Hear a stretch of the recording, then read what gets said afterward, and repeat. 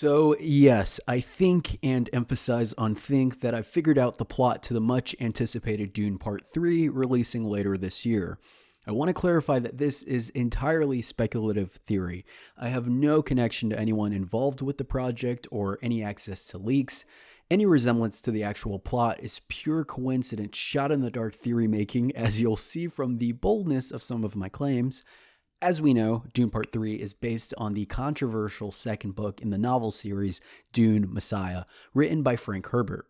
The book, which deconstructed the character of Paul, putting him under a very critical and essentially villainous light, was Herbert's response to what he saw as the misinterpretation of his first book, in that readers embraced Paul as a hero figure when the intention was always to expose the messianic savior archetype, and Paul was instead an opportunist colonizer who manipulated planted religious propaganda, exploiting the Fremen people's decades of conditioning to benefit his personal cause of revenge for his house and father's name.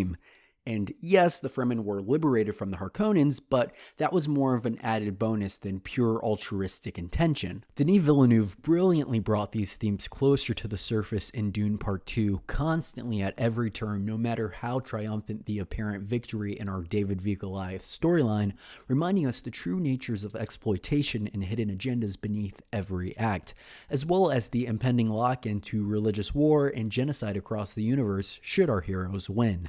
Dune Part 2 is my favorite film of 2024. It's a marvel of peak cinematic craftsmanship. I think it's a crime the sequel film couldn't be more celebrated through the awards bodies.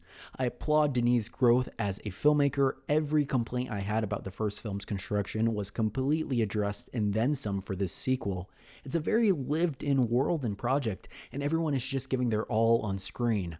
While I understand the intellectual criticisms towards the property, I think in practice there's just no other scenario where we'd get a major blockbuster film criticizing organized religion and prophecy. These intellectual criticisms I'm referring to involve complaints that, while criticizing the white savior narrative, Dune still is a white savior narrative, with Paul liberating the Fremen and becoming uplifted as their all-powerful leader.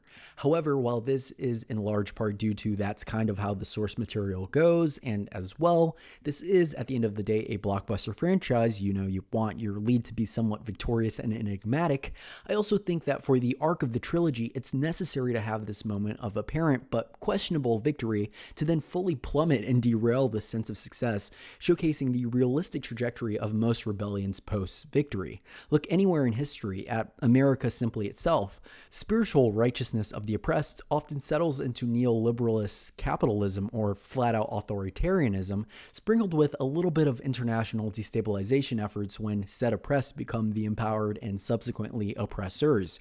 I think and hope that Dune Part 3, being Denis' last film of this franchise with nothing further for him to prove himself and no need to make due to lead to another film, will go pretty heavily into criticizing Paul, and not just because the novel says you have to.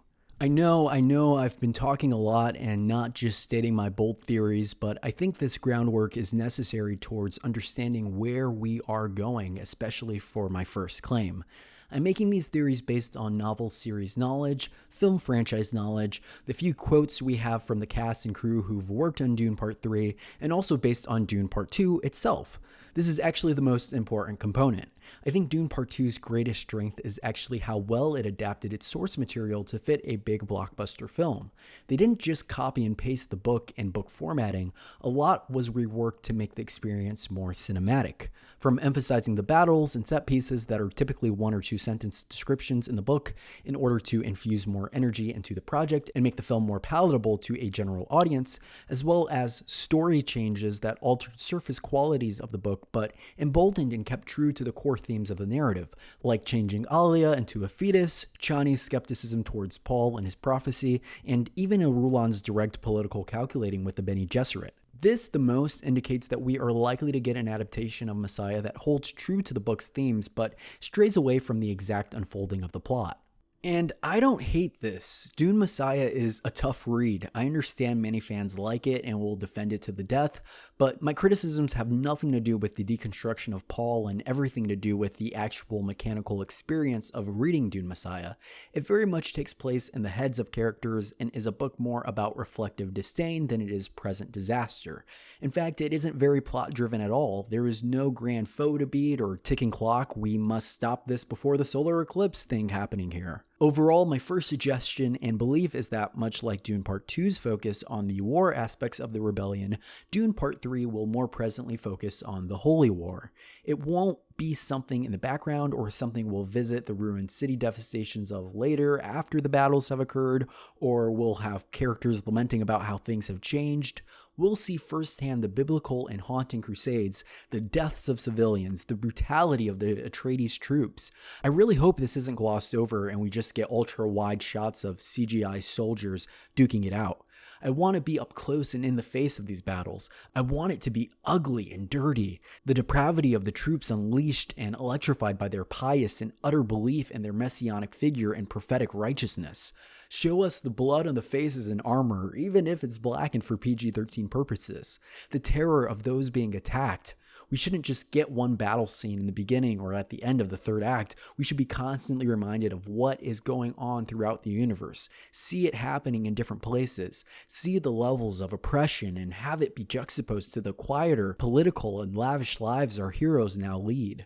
Now, I think that was all a pretty uncontroversial take, but my first bold claim is coming, and that is that the film will be Paul's crusade against Chani's rebellion. I fully believe Paul and Chani will be completely separated in this movie. She will not be his concubine like in the books. I'm basing this entirely on the very last shot of Dune Part 2. Denis has stated that leaving off on that shot was very intentional and he realized this was his way into Dune Part 3. In the books, originally Paul offers his hand to Rulon, but Chani stays by his side and is understood to have his heart. This ending we got in the film completely sets up Chani for an entirely different storyline. Now, they could ignore it, which would completely infuriate me. I know that Chani being Paul's opposition is a total deviation from the source material, but I would feel so much more insulted if they just ignored where we left off. Oh yeah, there was a time jump and they worked things out. Total bullshit. It'd be like Mystique being at the end of Days of Future Past and then that not at all being addressed in the subsequent films. Side note, that whole thing will just forever bother me. Like, why was it done? What could it have possibly led to? It could have just been Stryker finding Logan in a way to say some things find their way no matter what. And it's not like it's an accident. You had to CGI her eyes onto him. Why did you do that? Anyway, I also just don't think this is a bad choice. Chani has very much been set up to be Paul's opposition since the second film. Some might even argue the first. I think it would be great to give Paul's operation a foe to go up against and not just be this all-powerful force. Chani could be fighting for the return to the old Fremen ways, as we know that much for Arrakis changes traditionally and ecologically as Paul becomes emperor. She could also just be fighting against the cruelty of the Crusade, being driven by her understanding that none of these legends are even real, so why is all this death happening? And also her own hate for now seeing Paul essentially becoming the Harkonnens, which they fought against together. I know that in the first Dune movie, Paul sees a vision of him leading the Crusade with Chani by his side, but as we know, and I'm referencing movie lore, not book lore, but based on the changed armor, the replacement mirror shot of Chani in battle rather than Paul, and also the visions of Jamis training Paul, it still stands in the films that visions are impermanent, non-prescriptive, one of many possibilities, and can be changed as they are in the book. And I just point that out of appreciation because it could be very easy and very likely in the hands of any other creator to dumb this down and make the visions very singular and objective truth. As well, if Chani is by Paul's side, that leaves her very little to do. What, she's going to be the begrudging concubine giving him the side eye the entire film? I suppose she could be operating as a spy for the rebellion force, which would be interesting in a last act of betrayal kind of way. The only problem is Paul sees all possible futures, so it wouldn't really be a blindside to him. Although that'd be interesting to have him know Chani will betray him and he's like, whatever, because he just wants to have his last moments with her. I'm not totally sure though what this means for them romantically. Do they have a Romeo and Juliet kind of secret relationship happening behind the scenes? That doesn't really make sense if Chani's character is in such moral opposition to him. I think it could be interesting to have Chani know Paul loves her and to use it as a ploy to get close to him. Although then why wouldn't she kill him? Maybe she realizes she couldn't do it or it'd martyr him. I think it'd actually be very interesting to have her purposefully get pregnant by him. That way she bears the heirs to the imperial throne, which would put the rebellion in a much better place of power. I also think it would be really interesting if Paul knows this is her intention through his prescience and also goes along with it but plays dumb because he knows it can be the downfall of the empire and he secretly wants that. Plans within plans. It also still makes Paul somewhat an empathetic character. He's gone from being the spider that's weaving the web to a fly that's caught in it and very much trapped, but knows the end and is just trying to lead the other bugs to it. Whatever the case, I just don't think she should simply be by his side. It erases the meaning of the ending of the second film. I think turning what reads as Chani's resentment for the system, the realization that Paul really did just use her in the Fremen and was going to play political theater indicated by betrothing Irulan. Basically realizing Paul isn't about that life. He could have just killed the Emperor and decided to pursue battle their own way, but he was strategizing and playing a much darker game. It's like Chani is that progressive leftist who realizes her crush only reposts donation pages for performative clout and talks his shit about oppression, but still will be accepting his job offer from Palantir. But it changes all of that into just she was mad because White Boy didn't want her, which would be a major regression for this version of Chani as they've set her up. I also don't mind this update because as the story stands now, there is no spiritual oppositional force for Paul in the source material. Robert Pattinson's Seidel will play a role, I'm sure, but he acts more as a representative for CHOAM and the Spacing Guild, so it's the jaded corporatists versus Paul's authoritarian regime. There isn't really any side for us to actually root for. The Beni and, yes, I'm butchering this, Lilaxu are more sniveling elitists than passionate foe. They literally leave openings for their enemies to find for the pleasure of being defeated by someone clever enough to find the intricate way out that they planned. But there isn't much there for our hearts to connect to. It would be like if Galen Erso in Rogue One left the exhaust port in the Death Star for the sole purpose of twirling his mustache and snickering evilly, because there's no way the rebels could make it, but if they could, well, they deserve to.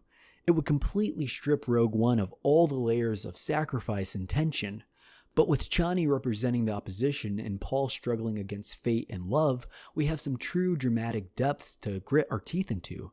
Especially because these are characters we've been following for 3 movies now.